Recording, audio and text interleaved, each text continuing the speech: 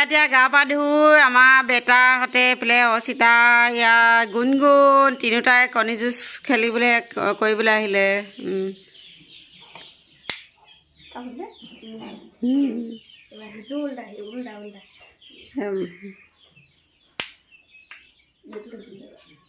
কাটো অচিতাটো দুইটা সমানহে থাকিলে। গুণগুণ এবাৰ গুণগুণ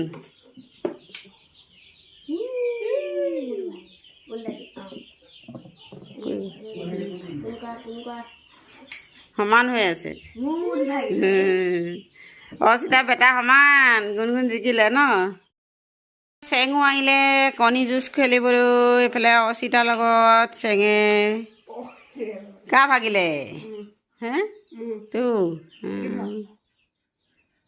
চেং জিকি আছে নেকি কা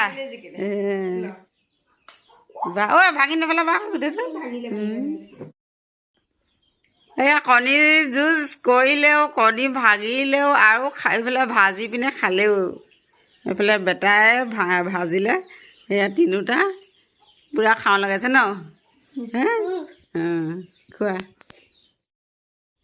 সকলোলৈকে বিহুৰ ওলগ জনালোঁ দেই। বহাগ বিহু সকলোৱে যেন ভাল ধৰণে যায় তাকে কামনা কৰিলোঁ।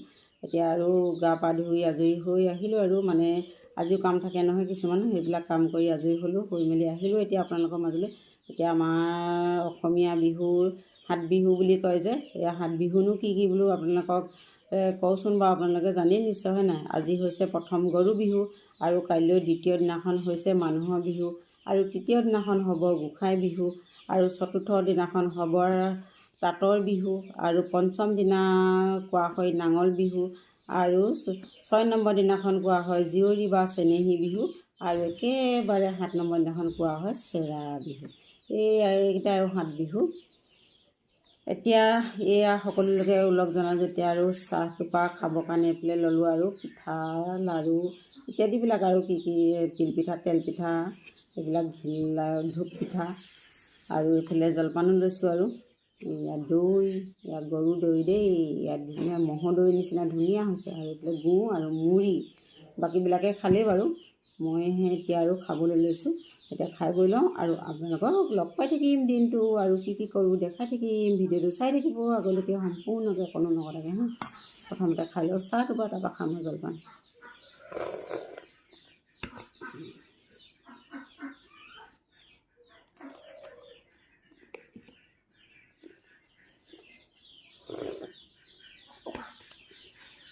খাই লওঁ হা।